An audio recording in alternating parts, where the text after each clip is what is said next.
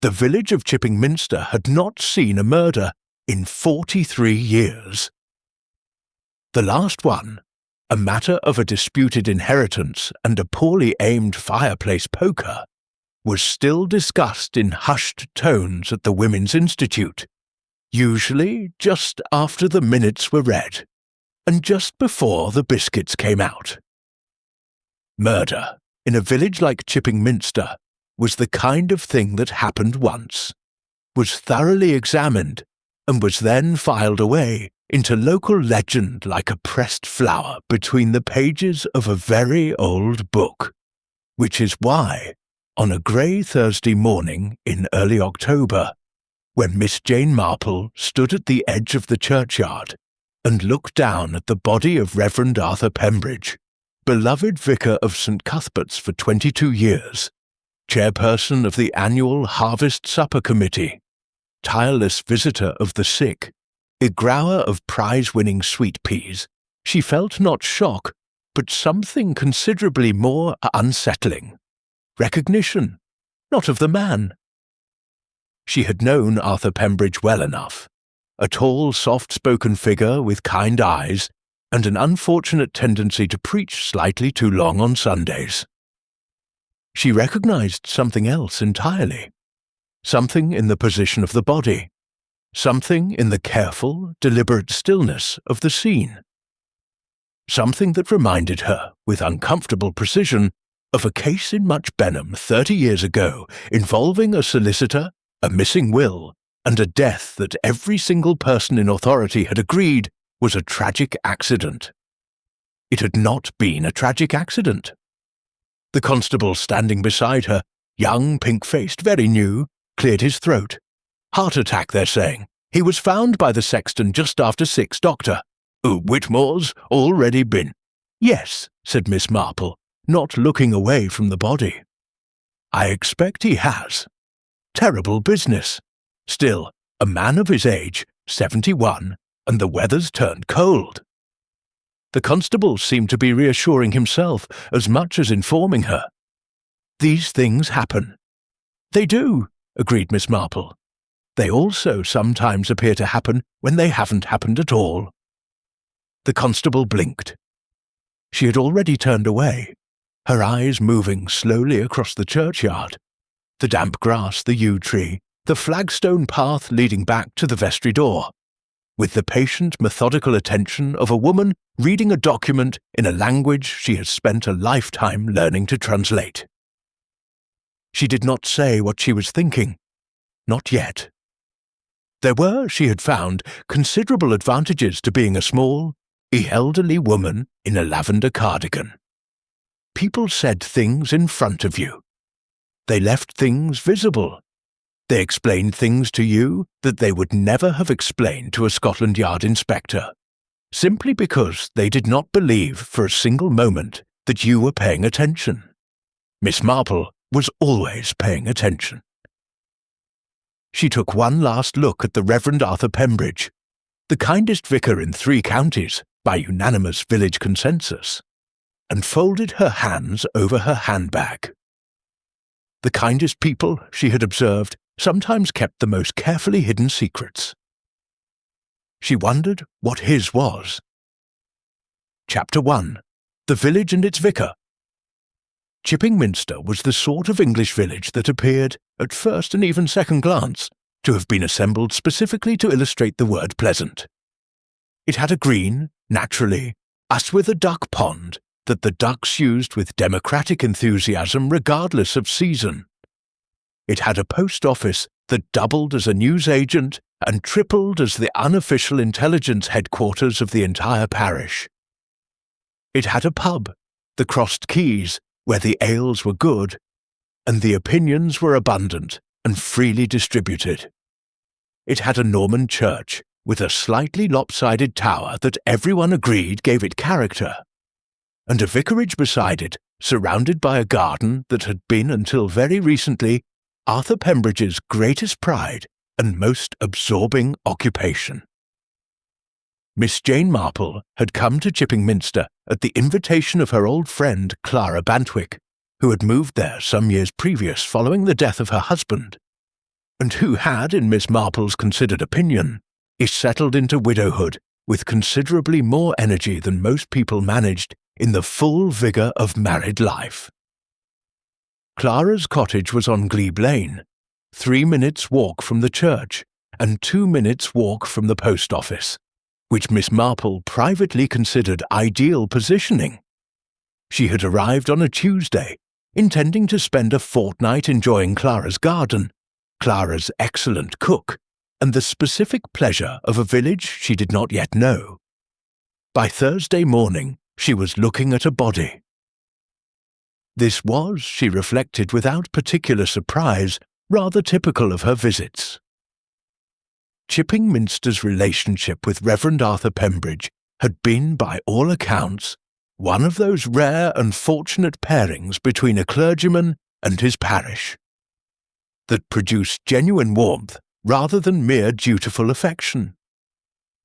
He had come to St. E. Cuthbert's 22 years ago as a widower, his wife Eleanor having died young and childless, and he had given to the village, it was generally felt, everything that grief had left him free to give. He visited the elderly without being asked.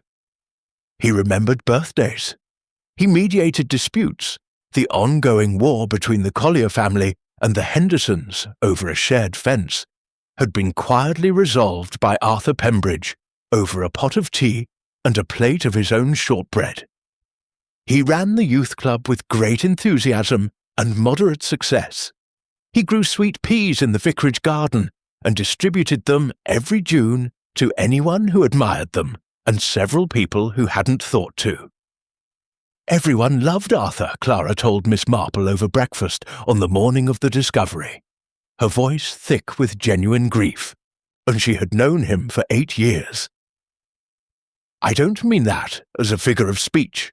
I mean everyone, literally everyone.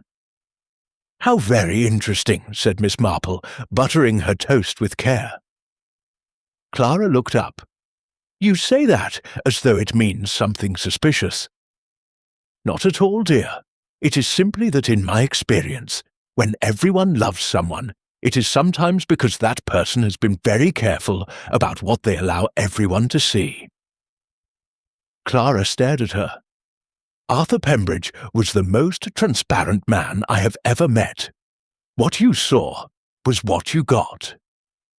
Yes, said Miss Marple. That is rather what concerns me.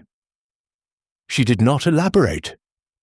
Clara, who had known Miss Marple long enough to understand that elaboration would come when Miss Marple was ready, and not a moment before, poured more tea and said nothing.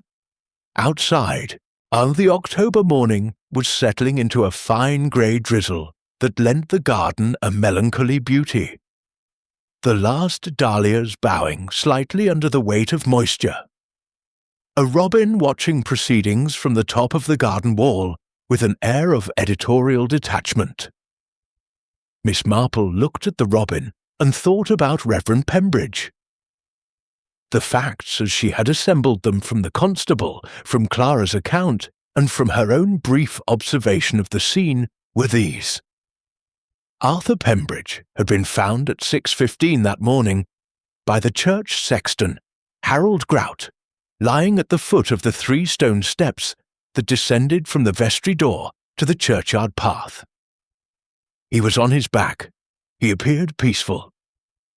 Dr. Whitmore, the village's sole medical practitioner, had been called and had pronounced the death consistent with cardiac arrest, noting that Reverend Pembridge had been under his care for a mild heart condition for the past 2 years. A man of 71, a known heart condition, a cold morning, stone steps. Every element, taken individually, was entirely unremarkable. Even taken together, they formed a picture that was on its surface achingly ordinary. But Miss Marple had noticed 3 things that did not belong to that ordinary picture. The first was the position of the Reverend's hands, which were folded at his waist with a neatness quite inconsistent with the involuntary collapse of a man suffering a sudden cardiac event. People who suffered heart attacks did not, as a rule, tidy their hands before falling. The second was the expression on his face. Not the slack absence of sudden death, but something that Miss Marple's long experience had taught her to recognize as a specific configuration of the facial muscles.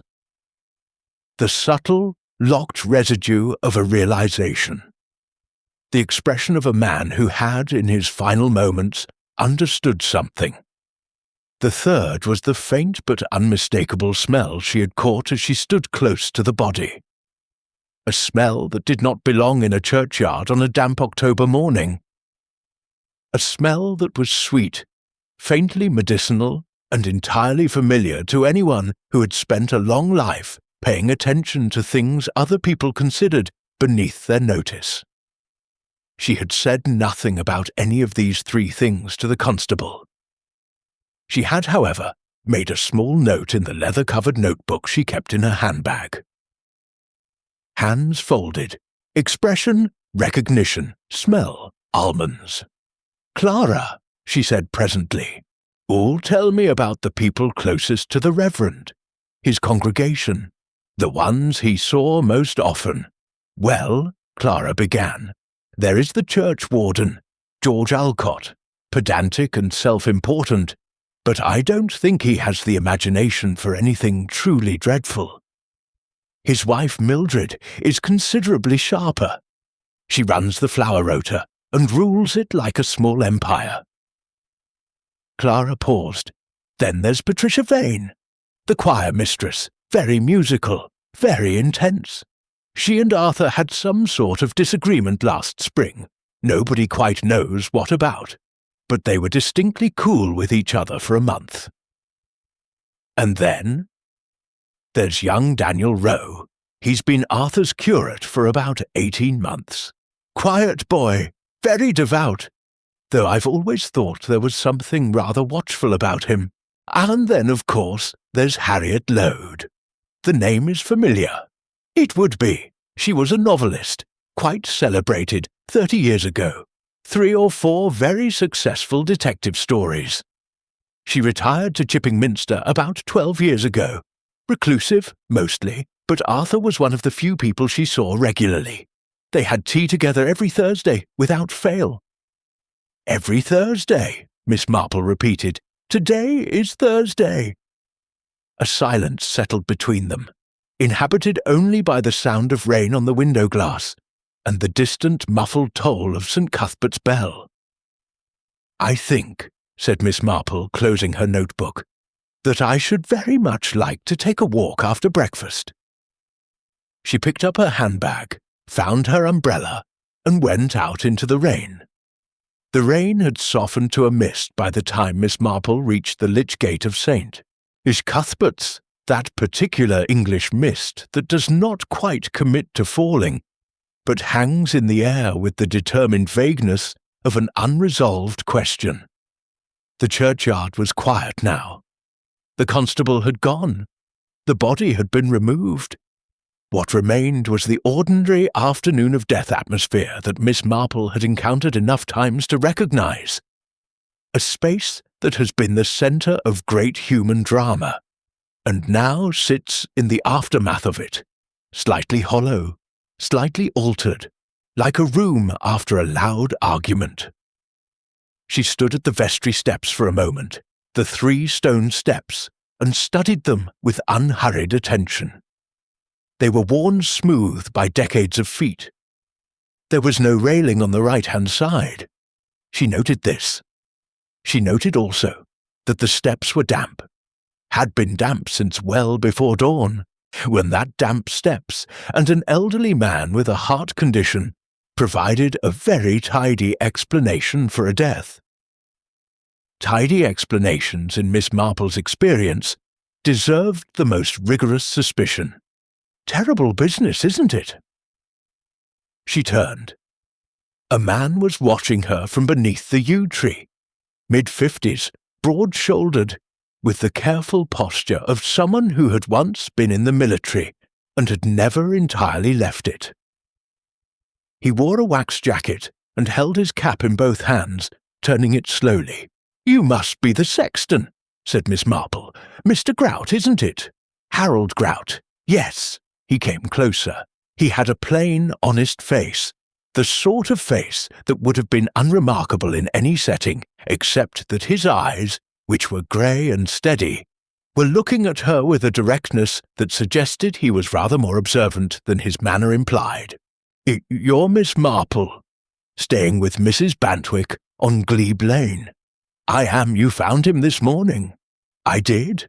A pause. "I've been working this churchyard for 30 years. I've found, well, people do die, don't they? Part of the nature of churchyards. But I've never found one that looked quite like that." Miss Marple waited. "He looked peaceful," said Harold Grout slowly. "Too peaceful, like Arthur Pembridge, the Reverend. He was a man who moved. Always had his hands in something. Always fidgeting with his collar or his sleeve. Nervous energy, my wife used to say. But there he was, flat on his back, hands folded, as still as—" He stopped. "As still as someone had arranged him that way. Did you tell this to the constable?" "I told him. He wrote it down. I don't think he paid it much mind." Miss Marple nodded, unsurprised. "Mr. R. Grout. Was anything unusual in the days before the Reverend's death? Any strangers visiting? Any changes to his routine?" Harold Grout turned his cap another rotation. "There was a man," he said finally. "Last Sunday, after evensong. He waited in the porch while the congregation left. I only noticed him because he stood very still, the way people do when they don't want to be noticed. Tall, good coat, not from the village." "Did you see him speak to the Reverend?" "I saw them go into the vestry together. I didn't think much of it. The Reverend had all sorts come to him. That's the nature of the work, isn't it?" He paused again. "But I saw the Reverend come out about 20 minutes later, and he looked, well, shaken, that's the word. Shaken in a way I'd never seen him look before." Miss Marple filed this carefully. "Thank you, Mr. Grout. You have been very helpful indeed." She made her way from the churchyard to the High Street, where Chipping Minster was conducting its ordinary Thursday morning business with a somewhat heightened emotional temperature. Groups of 2 and 3 stood outside the post office and the baker's, speaking in the lowered voices that signalled simultaneously grief and avid interest. Miss Marple moved through these groups with the practised invisibility of a small elderly woman who looks as though she is simply out for a constitutional, absorbing, as she went, the general texture of village feeling. It was outside the Crossed Keys that she encountered Patricia Vane. The choir mistress was a woman of perhaps 45, with dark hair pulled back very tightly and the sort of thin, as precise features that gave her face an expression of permanent critical evaluation. She was speaking to a younger woman, a girl, really, perhaps 22, who appeared to be crying, rather quietly and determinedly, into a handkerchief. As Miss Marple drew level with them, Patricia Vane looked up, and something moved behind her eyes, a rapid, involuntary calculation, before her expression settled into appropriate solemnity. "You must be Miss Marple," she said, "Clara Bantwick's friend. I heard you'd arrived."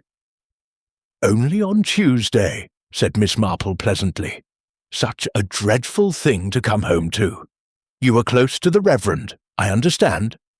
"We all were."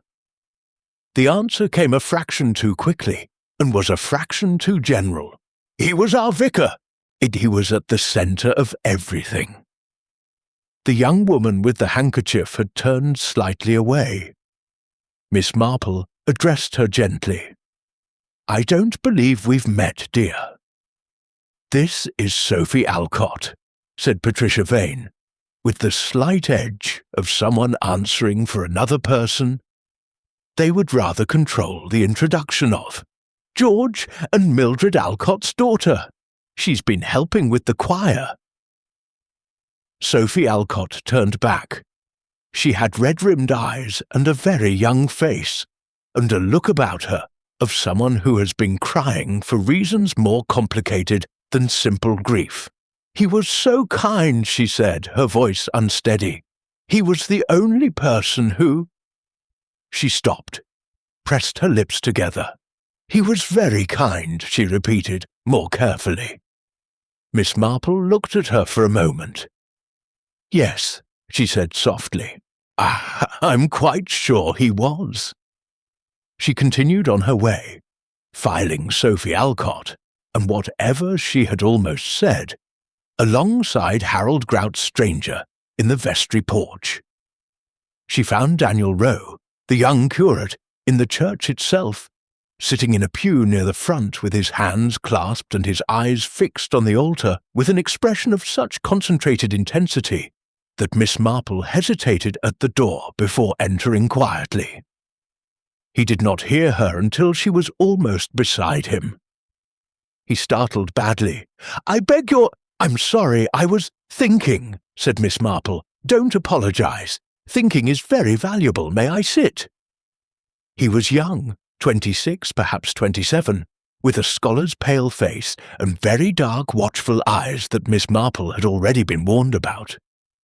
He nodded, and she sat, and for a moment neither of them spoke, and the old church held them both in its stone-cooled quiet. "You were the Reverend's curate," she said at last. "You must have known him very well." "I thought I did," said Daniel Rowe. Then, as if he hadn't meant to say it, "I'm sorry. That was a peculiar thing to say." "Was it?" said Miss Marple. He looked at her properly for the first time. He had the expression of a person who has been carrying something heavy for some time, and has just been offered, tentatively, the possibility of setting it down. But he said only, "It has been a very difficult morning. Forgive me." Miss Marple let him alone. She looked at the altar with its autumn flowers, bronze chrysanthemums, dried wheat sheaves, and thought about what he had not said, and what Harold Grout had said, and what Sophie Alcott had almost said. 3 people, and 3 things left unfinished. 3 doors, each slightly ajar. She was beginning to find the shape of the room behind them. Harriet Lode lived at the far end of Mallow Street in a house called Thornaker, which was separated from its neighbours by a high beech hedge and an atmosphere of deliberate privacy. The hedge had grown, over Harriet's 12 years in Chipping Minster, to a height that rendered the house invisible from the lane, which was, Miss Marple suspected, precisely the intention. She rang the bell at 12 minutes past 11. She had telephoned ahead. One always telephoned ahead when calling on the reclusive, and Harriet Lode had agreed to receive her with a brevity that suggested agreement and reluctance in approximately equal measure. The woman who opened the door was not what Miss Marple had expected, and though she could not immediately have said what she had expected. Harriet Lode was 73, small and spare, with white hair cut short and a quality about her stillness that suggested it was chosen rather than natural. The stillness of a person who has learned, over a long lifetime, to observe rather than to be observed. Her eyes were a pale, clear grey, and very sharp. She looked at Miss Marple with the frank assessing look of someone who has spent decades inventing characters and knows a real one when she sees it. "Miss Marple," she said, "come in." The interior of Thornaker was orderly in the way of a working mind. Books everywhere, but arranged by some internal logic, papers stacked with intention. A desk by the window overlooking the garden, with the chair positioned to see both the garden and the door. And the only disorder was on a small table beside the fireplace, where a tea tray had been somewhat hastily assembled.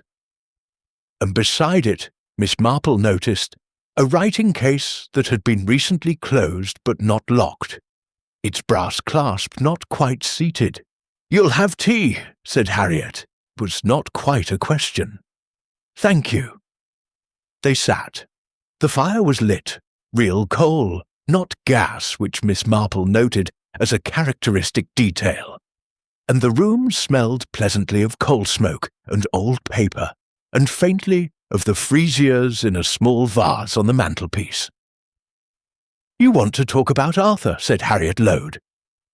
She poured tea without asking how Miss Marple took it, and passed the cup, milk already in, no sugar. "Accurate, observant." "I do," said Miss Marple. I understand you were among his closest friends." "We had tea every Thursday for 11 years, said Harriet. "This would have been our Thursday. I have been sitting here this morning with an empty cup, and finding it," she paused very briefly, "considerably harder than I anticipated." The admission seemed to cost her something. Miss Marple received it quietly. "You knew him well," she said, "better perhaps than most." "In some respects." Harriet set down her cup with precision. "Arthur was a man of great genuine goodness. I say that as someone not naturally inclined to attribute goodness to people, professional habit. But he was genuinely good. He was also, and this is not a contradiction, a man with something he carried alone, something that had weight. I could see it sometimes, was when he thought I wasn't watching." "Did he ever speak of it?" A pause. "Last week," said Harriet, "he said something rather odd. We were discussing one of my old novels. He had been rereading it, he said, because it had a particular plot mechanism that he found himself thinking about. A man who knows a secret that is not his to tell, and the problem of what duty requires." Miss Marple was very still. "He said," continued Harriet precisely, "Harriet, if a person has known something for a very long time, something that seemed at the time a mercy, and has perhaps served as a mercy all these years, at what point does the mercy become a wrongdoing?" The coal fire shifted. A small sound, but it felt loud. "What did you say?" asked Miss Marple. "I said that the moment a mercy becomes a wrongdoing is the moment someone else is harmed by the secret being kept." Harriet's pale eyes were direct and unreadable. "He was quiet for a long time after that. Then he said, 'I think that moment may have come.'" Miss Marple sat with this. Outside, the beech hedge moved in the wind with a sound like a slow breath. "He said nothing more specific?" "No, the conversation moved on. He had a quality of not quite arriving at the thing he meant to say. Do you know what I mean? As though he came to the edge of it and then stepped back. I thought—" She stopped. "You thought he would say it next week," said Miss Marple. "Next Thursday." Harriet Lode looked at her with something that was not quite grief and not quite anger, but held elements of both. "Yes," she said. I did." Miss Marple set down her own cup. "Mrs. Lode, the writing case on that table, the brass clasp is not quite fastened. You have been writing this morning, before I came." A silence. Then, "I have been writing down everything I can remember of what Arthur said to me over the past 3 months. Every conversation, every oddness." She looked at Miss Marple steadily. "Because I too noticed the smell of almonds. I was the one who stood closest to him, before the constable arrived, and before anyone asked me to move away. And I have written detective fiction for 30 years, Miss Marple, and I know what bitter almonds mean." Miss Marple looked at her for a long moment. "May I read what you have written?" she asked. Harriet Lode rose, crossed to the table, and opened the writing case. "I was rather hoping," she said, "that someone would ask." Harriet Lode's notes were precise. Miss Marple had expected nothing less from a woman who had built a career on the architecture of concealment and revelation, and she read them at Harriet's desk, while Harriet herself sat by the fire with a second cup of tea and the characteristic stillness of a person who has done what they needed to do and is now waiting. The notes covered 11 weeks. They were dated, brief, and written in the compressed style of a person accustomed to capturing essentials and discarding decoration. The first entry of significance was from early August. Arthur, unusually preoccupied, asked me, apparently at random, whether I thought people could be held responsible for the consequences of choices made in grief, when the choice itself seemed at the time to be an act of love. I asked what he meant. He said he was thinking of a novel. He was not thinking of a novel. The second, 2 weeks later. Arthur received a letter this morning. I know because he mentioned it, which he would not have done if it hadn't disturbed him. He said only that he had received correspondence from someone he had not heard from in a very long time, and that it had reopened a question he had thought resolved. He would not say more. The third, from the middle of September. He asked me today whether I knew anything about a woman named Eleanor Carver. I said the name meant nothing to me. He nodded, as if this was expected. Eleanor Carver, remember this name.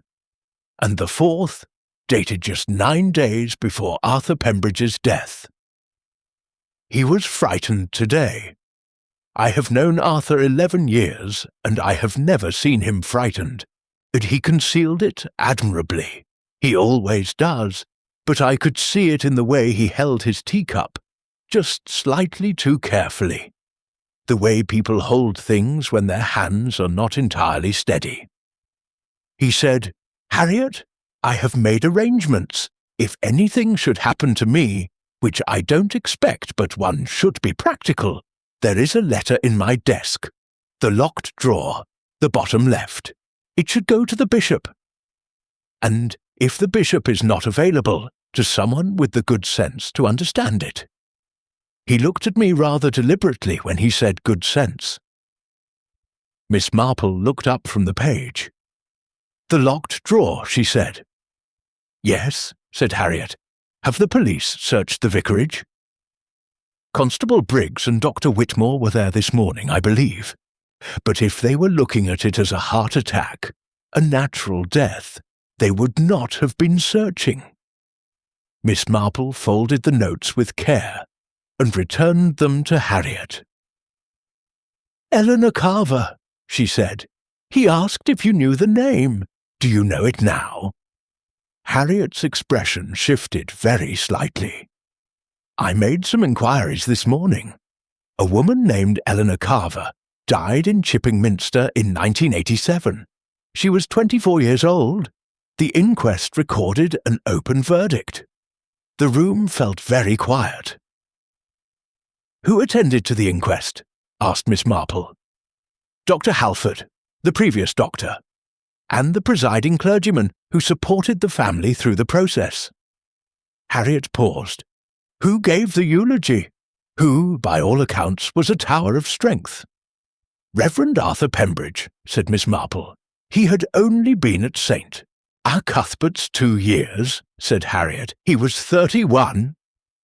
They looked at each other across the quiet room, and the coal fire spoke briefly in the silence, and outside the beech hedge moved again in the wind. "Mrs. Lode," said Miss Marple, "I need to get into the vicarage." "I thought you might," said Harriet Lode. She rose and took a key from the mantelpiece, a plain brass key on a faded ribbon. "Arthur gave me that 8 years ago, for emergencies. He said I was the most reliably sensible person he knew, and that a sensible person with a key was always a sound investment." She held it out. "I think this qualifies." Miss Marple took the key. "I think," said Harriet, with the air of a woman who has been sitting still long enough, "that I shall come with you." The vicarage stood directly beside St. Cuthbert's, as connected to the churchyard by a wooden gate that had swollen in the autumn damp and required a firm shoulder to open. It was a Victorian building, solid and draughty in the English clerical tradition, with high ceilings and a great many corridors that seemed to have been designed by someone who believed that a little inconvenience was good for the character. Arthur Pembridge had lived alone here for 22 years, and the house had taken on, as houses do, the character of its inhabitant. The hall smelled of beeswax and old hymnals. The kitchen had a well-used quality, a man who cooked for himself, simply but with care. The sitting-room held books on theology, natural history, and a perhaps surprising number of detective novels, which Harriet noted without comment. And the study, at the back of the house overlooking the garden with its neat sweet pea frames still bare now, brown twine wound ready for next year's planting, was very clearly the centre of the house's life. The desk was large and old, mahogany, the surface covered with the organised business of a working parish minister. Correspondence in labelled folders, the parish magazine in various stages of production, a diary open to the previous week. Miss Marple read the diary entries for the final 7 days without touching it, her eyes moving with quiet efficiency. Monday, D. Row, 10 a.m. rebaptism. Mrs. Collins, pastoral, correspondence. Tuesday, G. Alcott, church finances. Patricia V., choir rosters. Wednesday, hospital visits, evening, private. Thursday, nothing written, the day he died. She noted that Wednesday evening was marked private, as she noted that Tuesday included George Alcott and Patricia Vane, both of whom she had not yet properly spoken to. She noted, with particular attention, that Monday's entry for D. Row had a small mark beside it, a single faint line, drawn in a different ink, as if noted later. She turned her attention to the desk drawers. The bottom left was indeed locked. The other drawers opened freely and contained the expected materials: envelopes, stamps, a spare pair of reading glasses, parish records, a bottle of aspirin. The locked drawer was solid and unhelpful. "He didn't give you a key for the drawer," said Miss Marple. "No, only the house." Harriet was looking at the bookshelves with the professional eye of a woman who has spent decades considering where people hide things. Arthur was methodical. He would not have locked that drawer and then left the key inaccessible. Miss Marple looked around the study. She looked at the desk again. Then she looked at the small wooden crucifix on the wall above it. Plain, old, hung at the precise height of someone sitting at the desk and looking up. She crossed to it and lifted it gently from its hook. Taped to the back, on a small piece of adhesive plaster, was a small brass key. Harriet said nothing, but her expression was one of pure, undiluted appreciation. The key turned smoothly in the lock. The drawer contained a single envelope, thick and cream-coloured, sealed with wax. Not red wax, but clear, the colour of honey. On the front, in Arthur Pembridge's upright hand, "To be opened in the event of my death, or sooner if conscience demands." Miss Marple held it for a moment. Should we open it?" said Harriet.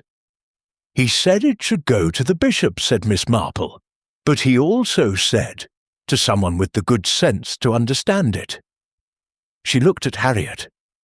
"Between us, I believe we qualify." She opened the envelope. Inside were 2 items. The first was a handwritten letter of 4 pages, dense and careful, in Arthur Pembridge's neat script. The second was a folded document, down, older, its edges browned, the paper itself of a different, heavier weight, that when unfolded proved to be a coroner's report from October 1987. The coroner's report on the death of Eleanor Carver. Miss Marple read the letter. She read it very carefully, and she read it without expression, which was not because she felt nothing, but because she had long ago learned that feeling and expression were separate instruments, was to be deployed at different moments. When she had finished, she was quiet for some time. "Well," said Harriet, who had been watching her with the patience of a woman accustomed to waiting for things to resolve. "Eleanor Carver," said Miss Marple, "did not die of misadventure, as the inquest concluded. She died of an overdose of a prescribed medication. The medication had been prescribed by Dr. Halford, but it had been given to her, not prescribed, given on the evening of her death, by someone else." A pause. "Arthur Pembridge knew who gave it to her," said Miss Marple. "He had known for 36 years. He had kept the secret because the person who gave it to Eleanor Carver had given it, they said, in mercy. Eleanor had been in terrible distress, had begged for relief, had been suffering in a way that appeared unbearable, and Arthur Pembridge, young and newly appointed, and full of the belief that mercy must sometimes operate outside the strict letter of justice, had chosen to say nothing. She looked down at the letter again. He received a letter in August from a man named Thomas Carver, Eleanor's brother, who had spent 36 years believing his sister's death was unexplained, who had, through a combination of persistence and a subject access request for old medical records, come across something that did not match the inquest's account.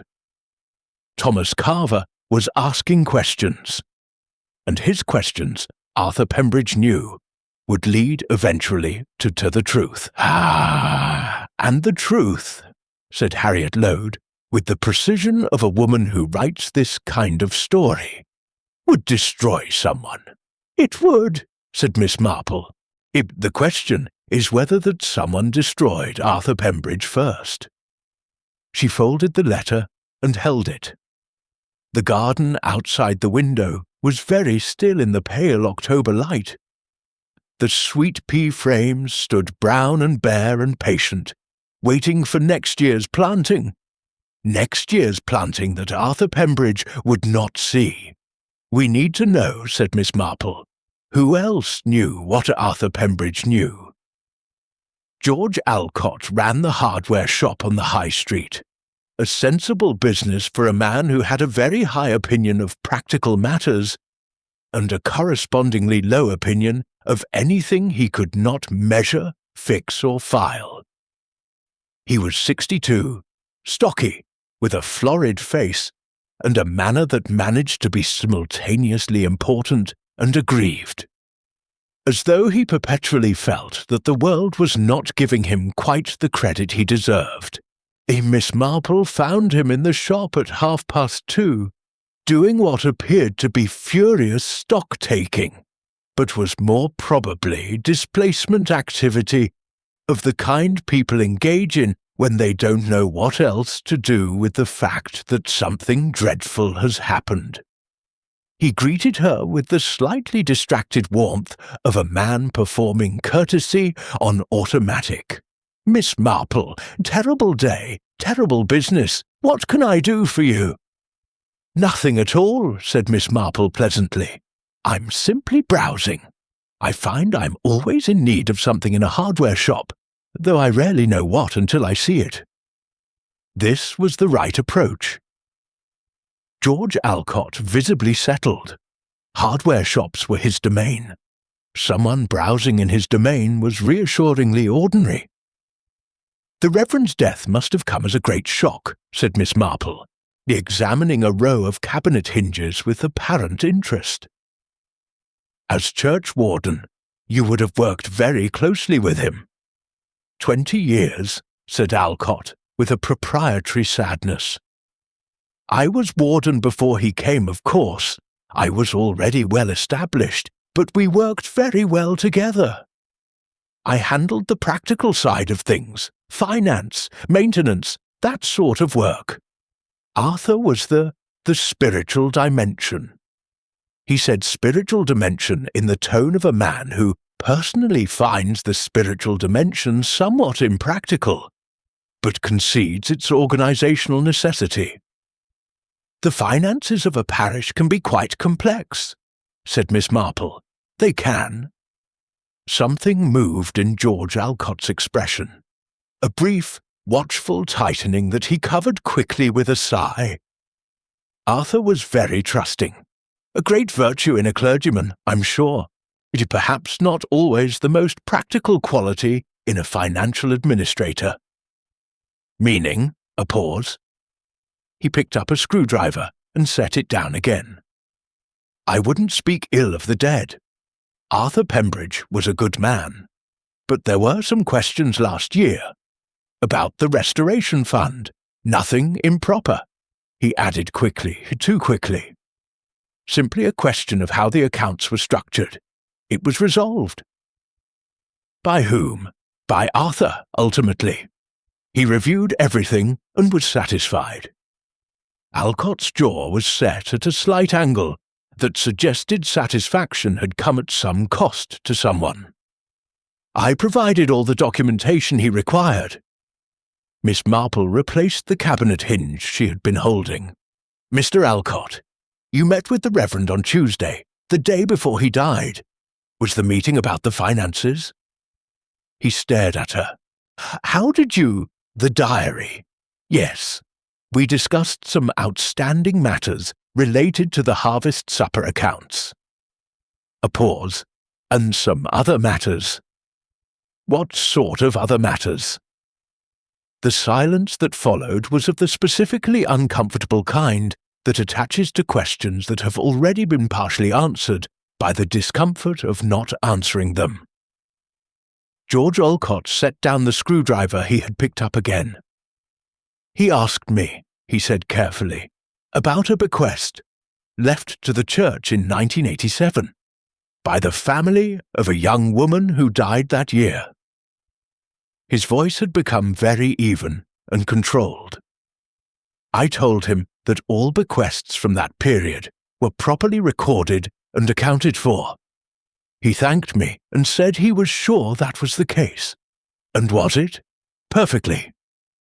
But he did not meet her eyes.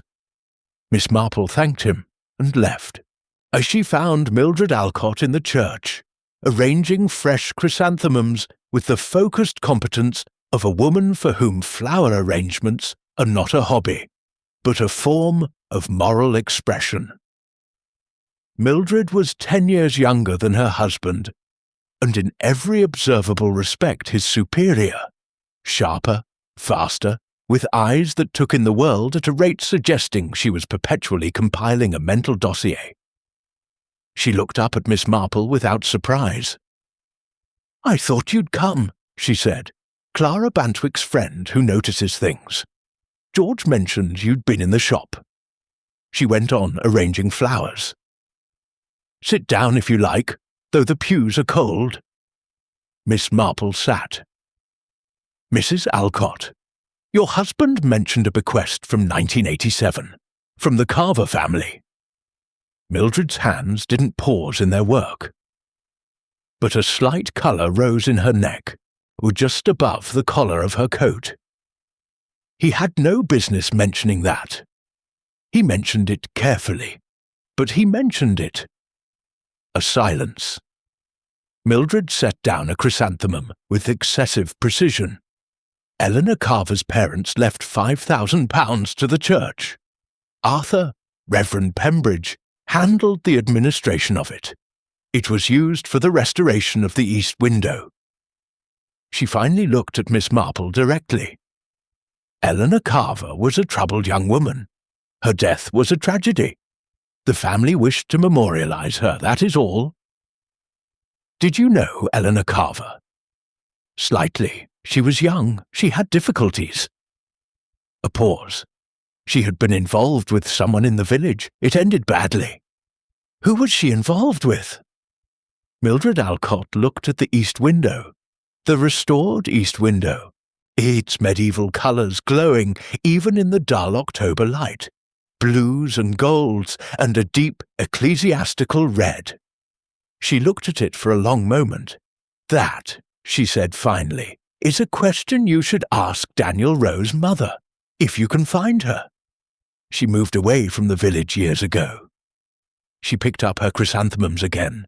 Daniel Rowe was not yet born in 1987, but his father was here. The east window glowed, blue and gold and red. £5,000, paid in grief, paid perhaps in guilt, memorialised in glass. Miss Marple left the church and stood in the churchyard in the pale afternoon light, the pieces rearranging themselves in her mind with the quiet inevitability of a solved puzzle's final stage. Daniel Rowe, whose father had been in Chipping Minster in 1987, whose father possibly had been involved with Eleanor Carver, whose father's identity was a question that Mildred Alcott, who knew everything about this village, had answered by pointing at a window paid for in gilt. Daniel Rowe, who had said, "I thought I knew him," and then had not said why that was no longer true. She went to find the curate. She found him not in the church, but in the vicarage garden, where he had apparently been tending the sweet pea frames with a purposeless sort of attention, tightening the twine here, adjusting a frame there, the kind of physical occupation people take up when the alternative is simply standing still with one's thoughts. He heard her on the path and turned, and his expression underwent a brief but visible sequence of reactions: surprise, guardedness, and then something that might have been relief, before settling into the careful composure he had shown that morning in the church. "Miss Marple," he said, "Mr. Rowe." She stopped beside him and looked at the frames. "He planned ahead," she said. "New ties, fresh twine. He expected to be here in the spring." "Yes," Daniel Rowe's voice was low. "That is one of the things I keep thinking about." "What are the others?" He was quiet for a moment. A blackbird landed on the top of the garden wall, regarded them both with brief authority, and departed. "You know, don't you?" he said. It was not quite a question. He said it the way people say things they have been waiting to say when the right person arrives to say them to. "I know some things," said Miss Marple. "I know about Eleanor Carver." The name had the effect she expected. Not surprise. It's but the particular stillness of a wound that has been touched. "Arthur told me," said Daniel Rowe quietly. "He told me on Monday morning. He had been building up to it, I think. I had felt for weeks that something was troubling him. Something beyond the ordinary weight that all clergy carry. He asked me to sit down, and he told me." A pause. "He told me that my father, that the man who fathered me, had been in Chipping Minster in 1987, and that he had been involved with Eleanor Carver, and that when she died, he had known things about her death that he had chosen not to share with the inquest." "Your father," said Miss Marple. "Do you know who he is?" "I knew who he was," said Daniel Rowe, "before Arthur told me.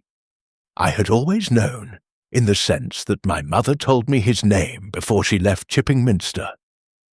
And what I did not know, what I had no way of knowing, was what he had done." He turned away slightly, looking at the garden wall where the blackbird had been. "My mother left because of him. She was young. He was established, respected. It was not a situation anyone was willing to make comfortable for her." He paused. "She left me with the knowledge of his name and the instruction never to come here. I came anyway. I came because I wanted to understand." a short, dry sound that was not quite a laugh. "I am a curate at his church. I have been here 18 months. I have watched him every week, every Sunday. I told myself it was theological, a study in human nature, the gap between the face a person shows and what lies beneath." "And then Arthur Pembridge told you what lay beneath," said Miss Marple. "He told me that my father had given Eleanor Carver a sedative on the night she died. A large dose. He said she had been desperate. She had come to him and begged him to help her, and he had given her something to help her sleep, and she had died. He said it was an accident. He said he had been trying to help." The careful control in Daniel Rowe's voice frayed slightly at this point, like a well-worn piece of fabric approaching its limit. And Arthur Pembridge had believed him. He was young, and Arthur was young, and they had both believed that mercy could cover it. And now, 36 years later, Eleanor's brother was asking questions, and Arthur felt that the time for mercy had passed. "What did you say to Arthur Pembridge?" said Miss Marple. "I said he was right. I said that Thomas Carver deserved to know the truth. I said that my father—" He stopped, breathed carefully. "I said that whatever he was to me, he should have to answer for Eleanor Carver." "And how did Arthur Pembridge seem when you left?" "Relieved," said Daniel Rowe. "He seemed genuinely relieved. As though a weight he had been carrying for decades had become, for the first time, shareable." He looked at Miss Marple. "I went back to my lodgings. That evening I received a telephone call from him. He said only that he had made certain preparations and that he wished to speak to me again the following morning. He sounded calm, determined." A pause. "When I came to the church the next morning, he was already dead." Miss Marple said nothing. She looked at the sweet pea frames, brown and patient in the October light. "Mr. Rowe," she said at last, "your father. He is currently in Chipping Minster." "He has been here for 30 years, said Daniel Rowe.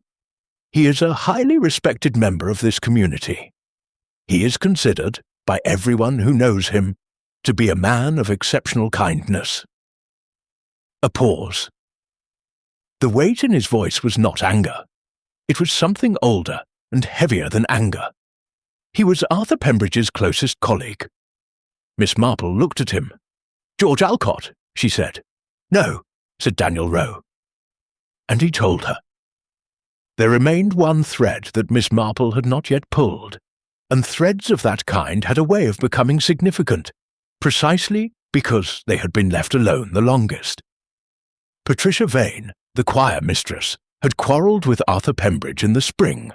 The quarrel had lasted a month. Then it had apparently resolved, or appeared to resolve, which in Miss Marple's experience was a meaningfully different thing. She found Patricia Vane that evening in the village hall, where a choir rehearsal had been scheduled weeks in advance, and which Patricia, with the grim professionalism of the serious musician, had decided should proceed regardless. The hall was draughty and lit by fluorescent lights that gave everything the quality of a slightly unpleasant dream. And the 12 members of the Chipping Minster Choral Society were working their way through a Vaughan Williams piece with the combined effort of people doing something difficult, while also being quietly devastated by the events of the day. Miss Marple waited in the back row until the rehearsal broke for 10 minutes, and then made her way, with the practised naturalness of long experience, to where Patricia Vane stood making notes on a score at the piano. "Miss Vane, what a fine sound they produce!" Patricia looked up. She had changed since the morning, or rather, she had had time to compose herself, which amounted to the same thing. Her dark hair was still severe, her face still precise, but something around the eyes was less controlled than it had been. And Miss Marple recognized in this the particular exhaustion of someone who has been managing a reaction all day and has nearly used up the energy required for the management. "Miss Marple," she set down her pencil, "you've been asking questions all day. I wondered when you'd come to me." "Questions are my besetting sin," said Miss Marple pleasantly. "I find I can't help asking them." "Then ask," said Patricia. She sat down on the piano bench and looked at her hands, and they were long-fingered, a musician's hands, currently clasped in her lap with a stillness that required visible effort. "You know about the quarrel?" "I know there was one. In the spring. March." Patricia was quiet for a moment. "I found out, not through Arthur. He would never have told me. I found out through a conversation I shouldn't have overheard, between George Alcott and someone on the telephone. George was in the vestry, and I was in the organ loft, and the acoustics of that church are, well, excellent for music and apparently also for conversations one isn't meant to hear." "What did you hear?" "I heard George Alcott say that if the Carver business came to light, it would be the end of—" and then he named someone. "And then he said that it had to be kept quiet, and that Arthur would see reason, because Arthur always saw reason." She paused. "The person he named was Francis Whitmore." Miss Marple said nothing. "I knew the Carver name," continued Patricia. "My mother was in the village in 1987. She spoke of Eleanor Carver, not often but once or twice, as one of those deaths that left a particular shadow.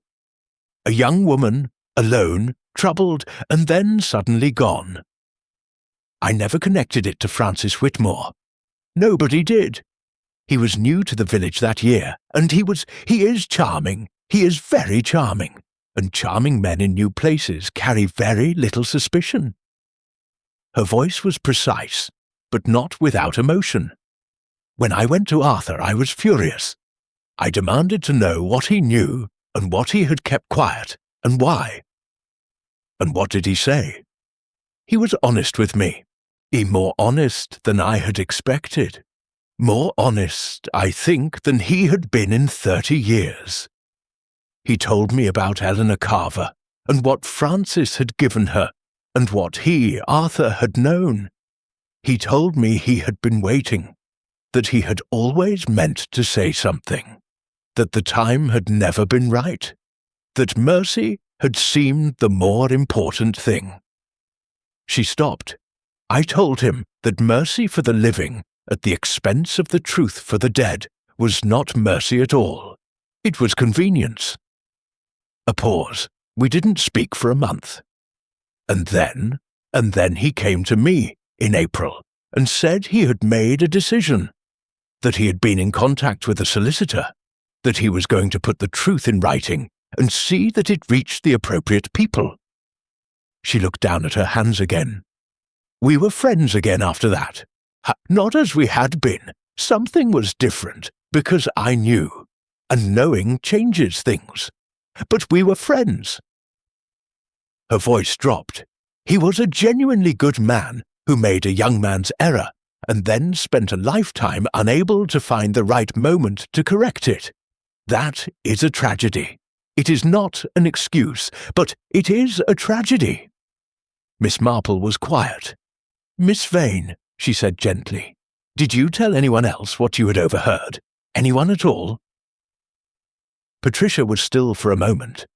"I told one person," she said, "in confidence, in complete confidence, because I was angry and needed someone to be angry with. I told Mildred Alcott." She looked up. "Because I thought she should know what her husband had been covering for." "And Mildred Alcott," said Miss Marple, thinking of the churchwarden's wife's sharp eyes and deliberate silences, told no one. She said she wouldn't. She said it wasn't her story to tell." Patricia paused. "She also said she had known, in a general way, for years.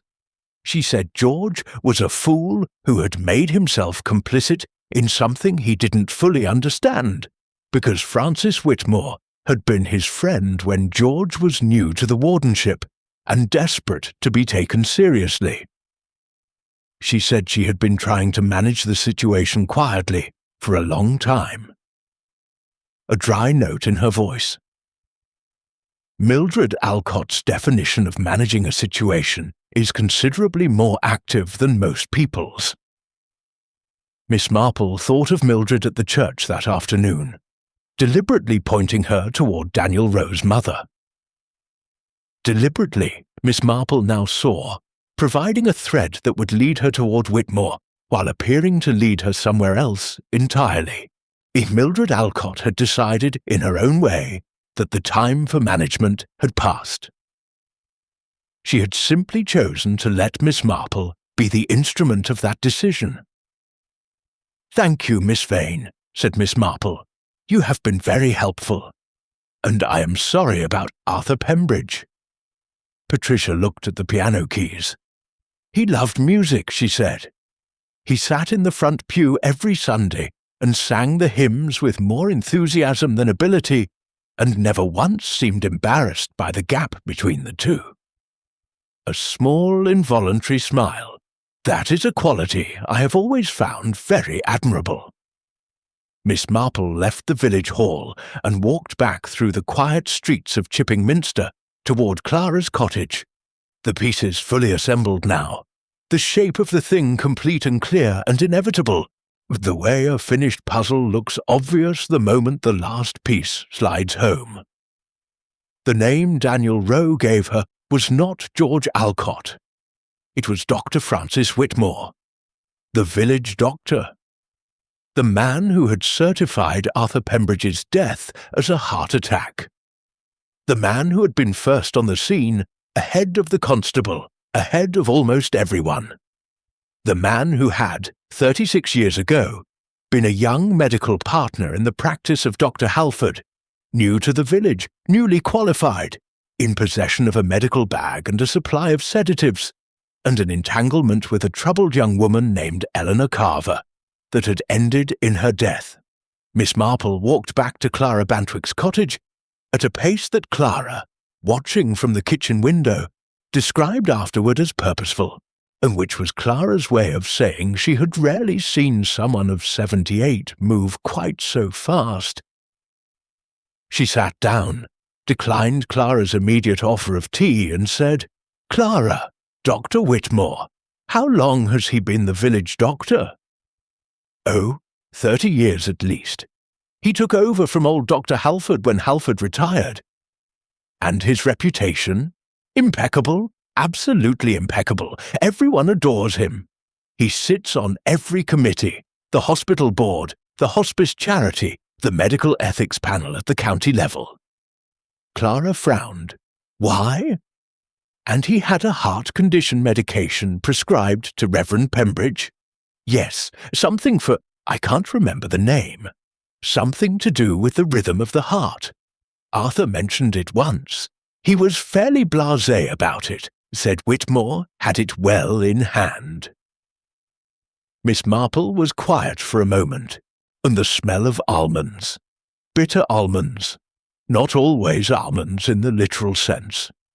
A faint particular sweetness that could attach to several compounds, one of which was a drug called amyl nitrite, sometimes used in certain cardiac preparations, another of which was cyanide, of course, and another, less well known but entirely real, was a particular combination of medication that, if administered to a man already taking specific heart drugs, could produce a cardiac event so consistent with natural causes as to be, to anyone not paying extremely close attention, completely indistinguishable from one. A doctor would know this.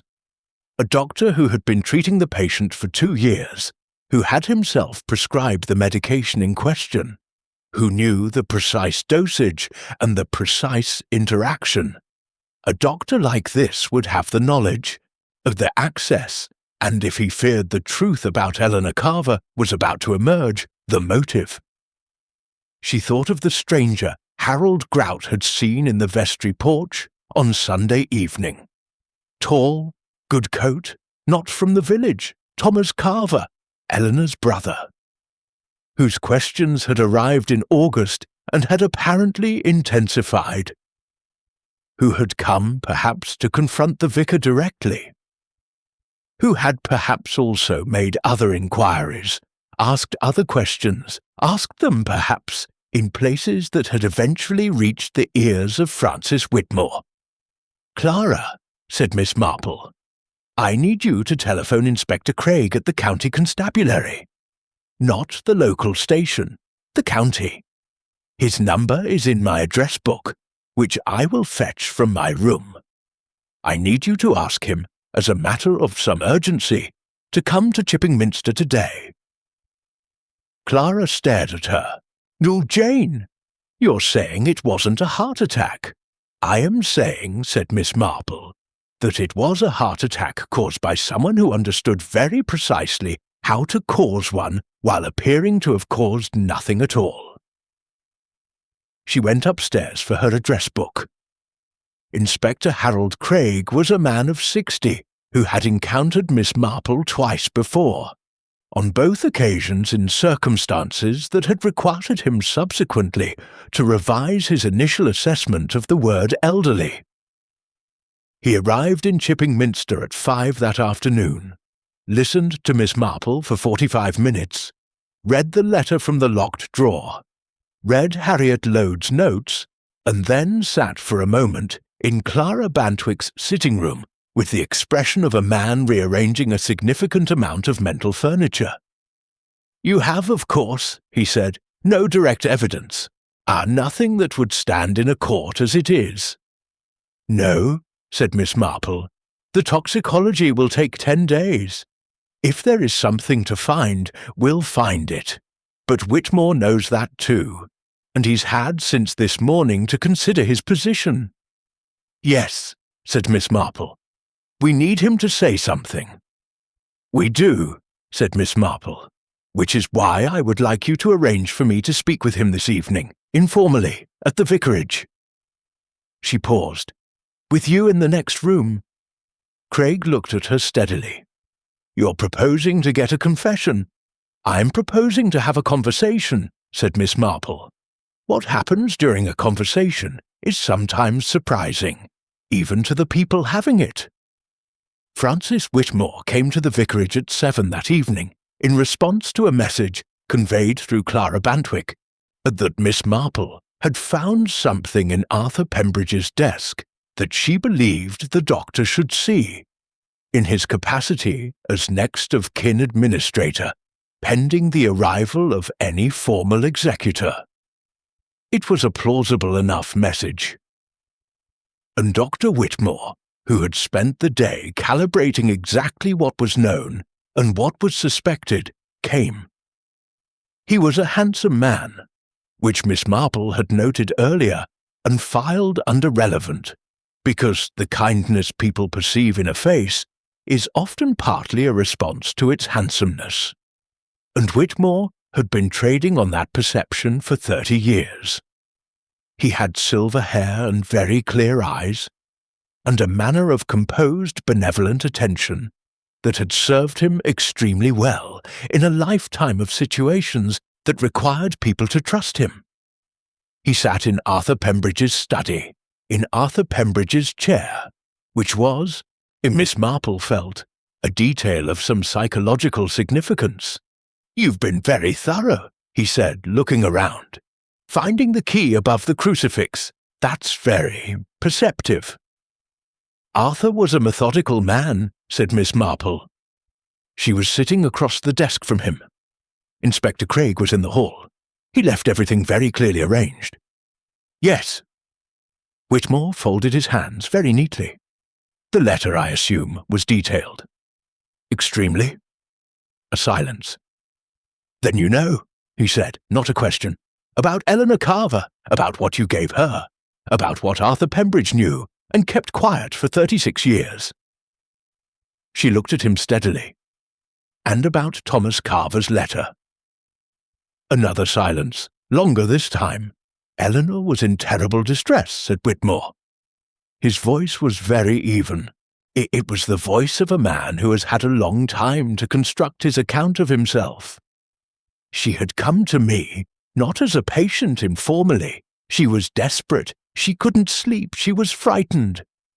I gave her something to help her sleep. A sedative. A dose that was entirely appropriate for a healthy young woman."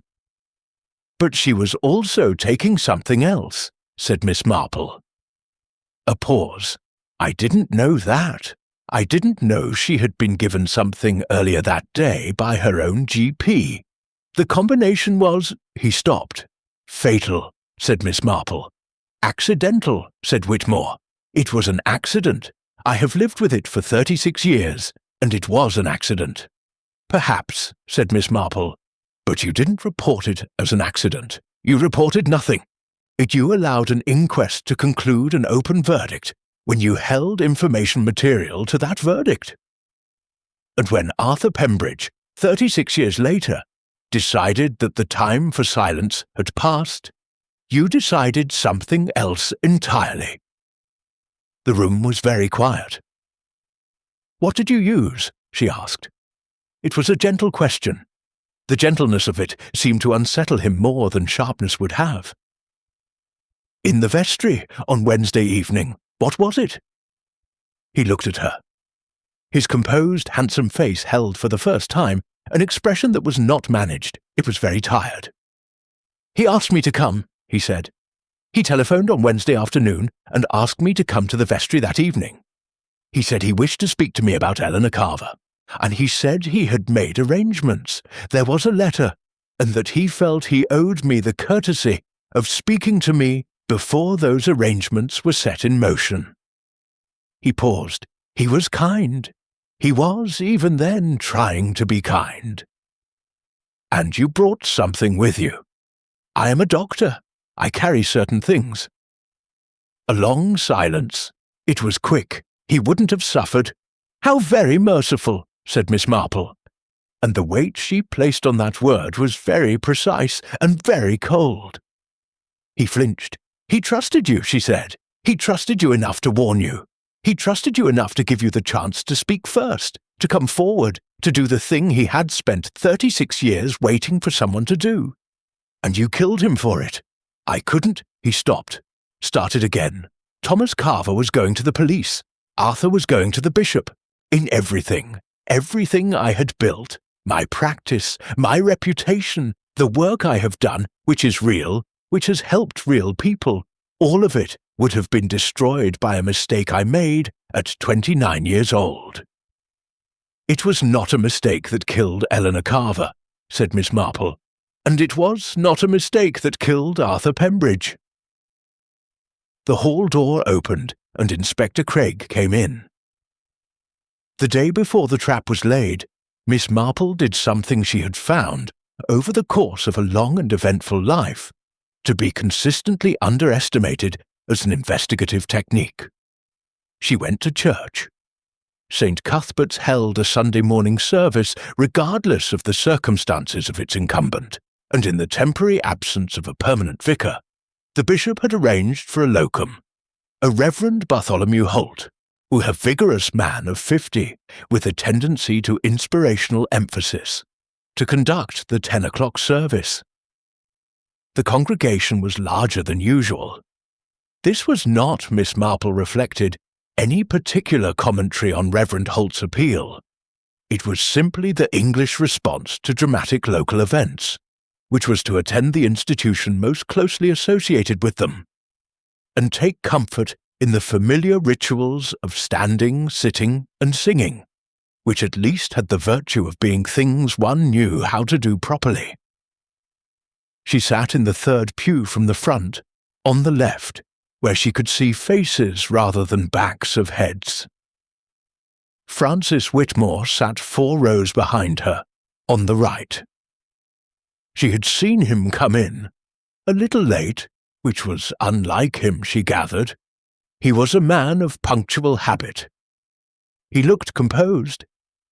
He looked exactly as he always looked, which was to say distinguished and quietly benevolent, the kind of face that a casting director would choose for a doctor in a film about the importance of trust. Miss Marple looked at him and thought about the particular skill required to wear a face like that for 36 years. It was not a small skill. It required a kind of internal architecture, a division of self into chambers, some of which are lit and open and warmly hospitable, and one of which is closed and locked, and never entered even in one's own thoughts, if the division is well enough maintained. She wondered whether he had entered that chamber when Thomas Carver's letter arrived in August, or whether the letter had broken down a wall he had long pretended was not there.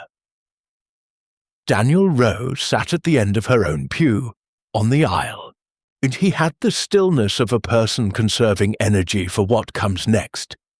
And Miss Marple thought, looking at him sideways while appearing to consult her hymnal, that he was a young man who had come a very long way in a very short time. Not geographically, but in the interior sense, in the sense of the things one understands about one's own story and one's own inheritance. The inheritance he had come to Chipping Minster to understand was not the one he had expected. But he was still here. That, Miss Marple thought, said something significant about his character. George Alcott sat in the front pew with Mildred beside him. Mildred held herself with the posture of a woman who has made a decision and is holding herself upright around it. She did not look at her husband during the service, not once, and she looked at the restored east window, the blues and golds and deep ecclesiastical red paid for in Eleanor Carver's memory, paid for in someone else's guilt. And her expression was that of a woman conducting a reckoning with something she has allowed to persist far too long. Patricia Vane was at the organ. She played the processional with slightly more force than was perhaps strictly liturgically necessary, and the Vaughan Williams swelled through the old stone space with an authority that seemed, this morning, less musical than declarative. After the service, Miss Marple moved through the departing congregation with the patient sociability of a woman to whom all conversations are useful, and came, eventually, to Francis Whitmore. He was speaking to George Alcott about the practicalities of maintaining parish continuity, and George was not meeting his eyes with quite his usual comfort. "Dr. Whitmore," she said pleasantly, "I wonder if I might prevail upon you for 5 minutes. I have been having a little difficulty with my knee, the left one which always protests at cold weather, and I should be grateful for your professional opinion." It was a natural request. Francis Whitmore had been responding naturally to natural requests all his professional life. "Of course," he said warmly. "Come by the surgery this afternoon, around 3. She went at 3. Not primarily to discuss her knee, which was entirely functional, but to see the surgery itself, the medications cabinet, the prescription pads, the topography of a man's professional space, which tells a careful observer more than most professional men realize they are revealing. And the surgery was orderly and well equipped, and Whitmore was thorough and kind during the examination. And Miss Marple sat in the patient's chair and looked at his hands and thought about what those hands had done, both in healing and in harm. "You must find it a great loss," she said as he wrote the prescription. "Arthur Pembridge, working alongside him for so many years." 30 years, said Whitmore, not looking up. "Yes, a very great loss. One becomes woven into a community, doesn't one? Over 30 years, everything interconnected. One's history becomes the community's history." She paused, "in a sense." He looked up then. His eyes were very clear and steady, and for just a moment she saw something behind them that was not the managed benevolence of decades of practice. Something older and more afraid. Then it closed, smoothly, like a practiced hand closing a drawer. "Yes," he said, "one does." He handed her the prescription. "Take care of that knee, Miss Marple." "I always do," she said.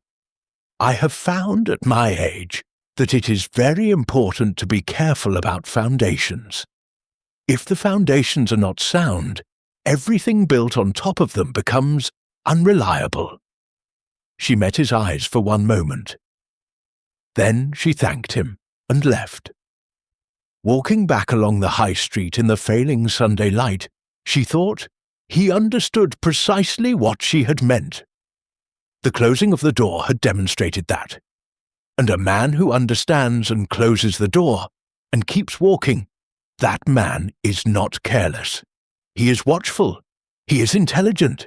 He has been intelligent for 36 years, and he is not going to make the careless mistake. But there are other kinds of mistakes. And there are the mistakes that come not from carelessness, but from the unbearable weight of a secret that has become, through the killing of Arthur Pembridge, twice as heavy as it was before. And proud men, given the opportunity to demonstrate their superiority to the person they believe is pursuing them, will almost always take it. The demonstration itself becomes the error. Miss Marple went home, wrote 2 letters, drank her Ovaltine, and planned the trap. 3 days passed before Chipping Minster could be said to have fully absorbed what had happened. In a village that had not seen a murder in 43 years, 2 murders in a single week required a considerable period of communal digestion, and the digestion was ongoing well beyond the formal conclusion of the events themselves. Francis Whitmore was charged. The toxicology report, when it came, confirmed what Miss Marple had suspected. The compound used was a potassium-based compound that, in combination with the existing heart medication, had produced the appearance of a natural cardiac arrest. A doctor's knowledge, a doctor's access, 36 years of a secret that had become, in the end, its own executioner. Thomas Carver came to Chipping Minster for the inquest. He was a quiet man of 60, rather like his sister was described as having been, slight and careful-spoken, with a quality of long-sustained grief that had settled into something more like determination. He thanked Miss Marple in Clara Bantwick's sitting-room over tea, quietly, in the way people thank someone when ordinary words are not quite large enough for the thing they are expressing. "He was a good man," he said, meaning Arthur Pembridge. He should have spoken sooner, but he was a good man." "Yes," said Miss Marple, "he was. And good men sometimes carry the wrong things, for the wrong reasons, out of what they believe to be kindness." She paused. The difficulty is that kindness, misdirected, can become its own cruelty. Daniel Rowe did not leave Chipping Minster. Miss Marple had wondered if he would. He had come with a purpose, and the purpose had been, in a sense, fulfilled. But he stayed. She saw him in the churchyard on the morning before she left, tending the graves with the same quiet, thorough attention that Harold Grout gave to everything, and she thought that perhaps Chipping Minster would prove, in the end, to have been the right place for him after all. Harriet Lode came to tea at Clara's cottage on Miss Marple's last afternoon, and then they sat together in the garden in the thin October sunshine, with their cups and a plate of Clara's cook's excellent shortbread. And Harriet said, "You knew. From the smell." "I suspected from the smell," said Miss Marple. "There is a distinction. I confirmed through everything else. What will you do with the confirmation, I mean, professionally? Do you report to someone? Do you have a superior?" Miss Marple considered this with a faint smile. "No, I simply notice things. And then, when it becomes necessary, share what I have noticed with people who can do something about it." "A remarkably modest description of what you do," said Harriet. "It is what I do, though. The rest is just human nature." Miss Marple looked at the garden. Clara's late roses, the last of the dahlias, held the robin back on his wall as though he had never left. Human nature is, in my experience, the most reliable thing in the world. Not in the sense of being trustworthy, but in the sense of being consistent. People do what people do, for reasons that are always, underneath the complication, rather simple. Fear, or love, or money, or shame. Always one of those four. Sometimes more than one. Which was it this time? "Fear," said Miss Marple. "Primarily fear. A lifetime of it." She was quiet for a moment, which is its own tragedy. Francis Whitmore was genuinely good at his work for 30 years. He helped real people, as he said. He was not pretending about that, but he built everything on a foundation that required the burial of a young woman's death, and foundations of that kind are not stable. They wait. And then, eventually, they collapse. Harriet was quiet. The robin on the wall turned his neat authoritative head and considered them both. "Will you write about it?" asked Miss Marple. "I've been wondering," said Harriet. "I haven't written in 8 years. I thought I had run out of, not ideas, belief. I had stopped believing that it mattered, the careful examination of how and why people do terrible things." A pause. "I think I may have been wrong about that." "I think you may have been," said Miss Marple. She left Chipping Minster the following morning, on the 9:15 from the station, with her knitting bag and her leather-covered notebook, and the shortbread Clara had wrapped for the journey. Clara hugged her at the platform in a manner that suggested she was simultaneously very glad that Miss Marple had been there, and very glad that the immediate cause of her being there had been resolved. "Next time," said Clara firmly, "I should like a visit that contains no murders." "That would be very pleasant," said Miss Marple. "Do you think it's possible?" Miss Marple considered the question with complete honesty. Outside the station window, Chipping Minster went about its October morning business, the baker opening his shutters, the post office receiving its first customers, St. Cuthbert's Tower slightly lopsided against the pale autumn sky. "I think it is possible," she said. "I have simply never managed it yet." The train moved. She settled back and opened her knitting. The pale blue wool unspooling with its familiar whisper, and then she looked out the window at the English countryside moving past in its October colours, amber and rust and the deep green of fields. She thought of Arthur Pembridge, of a young man, 31 years old and newly appointed to his first living, sitting with a frightened young doctor in a vestry, and hearing a confession that wasn't quite a confession, and making a choice that wasn't quite a choice that felt, in that moment, like an act of mercy, like the preservation of something that had already been through enough.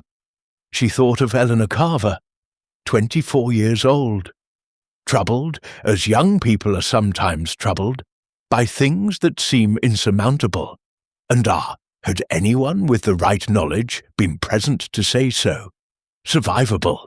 Eleanor Carver, who had gone to a doctor in distress and trusted him, and had yet not survived the trust. She thought of Daniel Rowe, who had come to Chipping Minster to understand his inheritance, and had found something considerably darker than he expected, and had stayed anyway.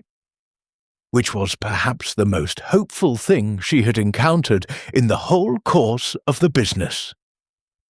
She thought of Harriet Lode, who was possibly at this moment beginning to write again after 8 years of silence, which was its own form of resolution. She thought of Patricia Vane, whose Vaughan Williams had filled the old church with something that had no name but mattered. She thought of Sophie Alcott, who had said that Arthur Pembridge held things without it costing you anything to let him. She thought of the sweet pea frames in the vicarage garden, brown and bare and patient, tied with fresh twine, ready for next year's planting. A man who had planned ahead. A man who had, right up to the last, believed in next year. The countryside moved. A river appeared and vanished. A church tower, similar to St. Cuthbert's, rose above a line of elms and receded again, its particular lopsidedness different from the Chipping Minster Tower, but its purpose, to mark a place where people came to try to make sense of things, exactly the same. Miss Marple watched it go, and thought that this was, in a sense, the whole business of human life. Trying to make sense of things in buildings not quite plumb, held together by the combined effort of people who mostly meant well, and sometimes fell short, and occasionally, did something that deserved to be called by a much better name. Arthur Pembridge had deserved a better ending. She was not sure she could have given him one. She had given him the next best thing, which was the truth being known, and his letter being read, and Thomas Carver being able to say at last that his sister had not died forgotten in an open verdict. Whether that was enough, she could not say. Some things, she thought, were not enough. They were simply what was possible, and one did them anyway, because the alternative was to do nothing, and nothing was the one thing that genuinely could not be forgiven. The train gathered speed. The village disappeared behind a rise of hill. Miss Marple's needles began their steady rhythm, the pale blue wool moving through her fingers with the patient confidence of long practice. Human nature, she thought, the same everywhere, the same always. Capable of terrible things and of very nearly redemptive ones, sometimes in the same person, and sometimes in the same decade, sometimes within the same act. She knitted on toward the next village and the next, and whatever lay in them that was waiting, patiently, to be noticed. The village, as villages do, processed the events through conversation. The Crossed Keys was the primary venue for this processing. Gerald behind the bar had the good sense to provide excellent ale and minimal commentary, and the conversations that occurred over the following days were long and circular and occasionally heated, in the way that conversations about unresolvable questions tend to be. The central unresolvable question was, of course, whether Francis Whitmore was a good man who had done a terrible thing, or a terrible man who had done good things for 30 years, as a kind of unconscious penance, or something else altogether, some third category that did not yet have a satisfying name. The village was divided on this, more or less along the lines that one might have predicted had one been paying the right kind of attention. The people who had been directly helped by him tended toward the first assessment, the people who had known Eleanor Carver or her family toward the second, and the people who preferred not to resolve their moral categories too neatly toward the third. Miss Marple did not offer her own view on this question. She had one. She had always found it possible to hold two contradictory assessments of a person simultaneously, on the grounds that most people were genuinely two contradictory things simultaneously. But she felt, on this occasion, that offering it was not her place, and the village would arrive at its own conclusion, eventually. Villages always did.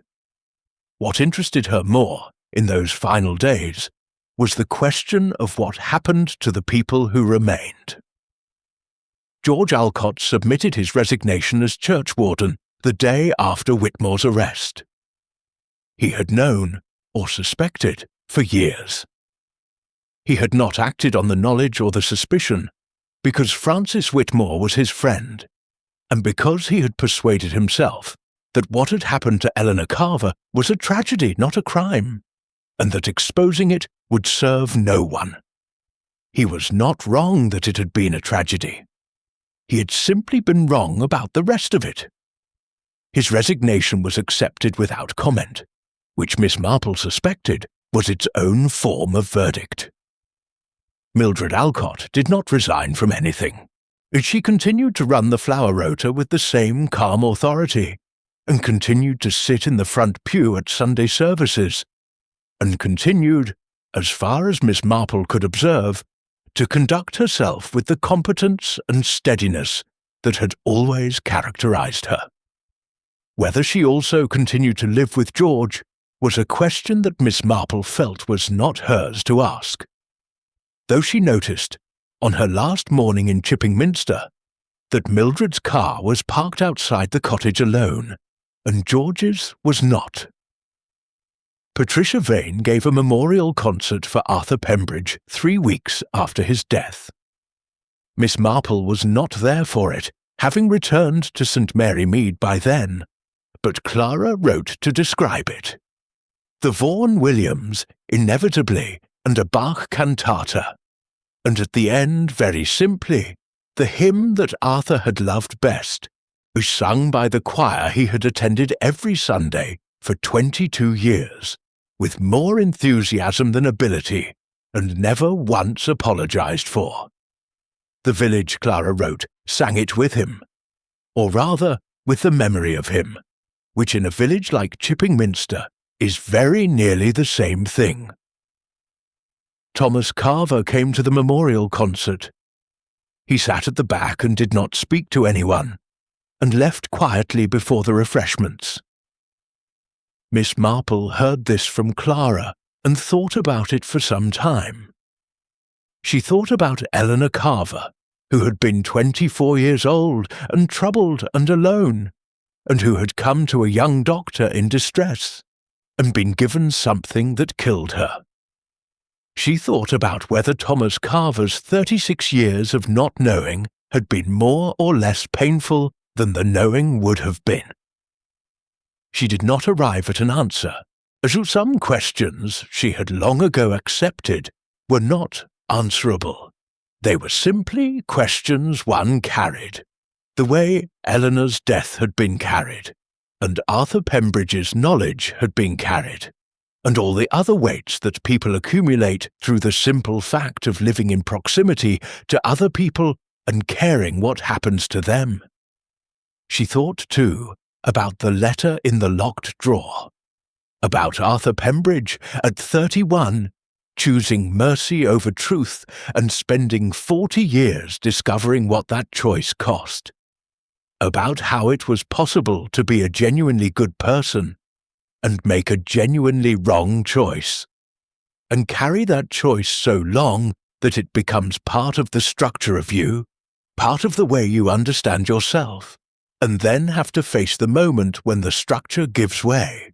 She thought it must have been a terrible and clarifying moment. She thought it must also, in some quiet part of him, have been a relief. Sophie Alcott, George and Mildred's daughter, the girl who had been crying quietly outside the Crossed Keys on the morning of the discovery, who had said he was the only person who, and then not finished, came to find Miss Marple. On the penultimate morning of her visit. She came to Clara's cottage with her hands in her pockets, and the look of someone who has been composing themselves for a journey. "You knew," said Sophie, "when we spoke outside the pub. You knew I nearly said something I shouldn't have." "I knew you nearly said something important," said Miss Marple, which is a different thing. He knew about me, said Sophie. Arthur, I mean. I was going through something last year. Something I hadn't told anyone. Not my parents, not anyone. And he found out. Not intrusively. He just saw. He was very good at seeing. She paused. He sat with me for an afternoon, and he listened, and he didn't judge me, and he helped me work out what to do. And then he never mentioned it again. She looked at Miss Marple. He was like that with everyone. He held things for people. He held things for decades, some of them, and the holding was genuine. It wasn't just keeping secrets, it was actually caring what happened. A pause. That's what I meant. That he was the only person who did that, who just held things without it costing you anything to let him. Miss Marple looked at her. Yes, she said, I believe he was. Sophie nodded and put her hands back in her pockets, and went away down Glebe Lane with the brisk step of someone who has said the thing they came to say and can now get on with the rest of the day. Miss Marple watched her go and thought about holding things, about all the things Arthur Pembridge had held, and the weight of that holding, and what it had cost him, and what it had given other people. And she thought that this was, perhaps, as full an account of a human life as one could reasonably hope for, that someone had held things with care, and had helped people when helping was possible, and had failed in one significant way and spent 40 years trying to make it right, and had, in the end, been killed for trying. It was not a comfortable account, but it was a true one. She went inside for her last cup of Clara's excellent coffee, and to finish packing her bag.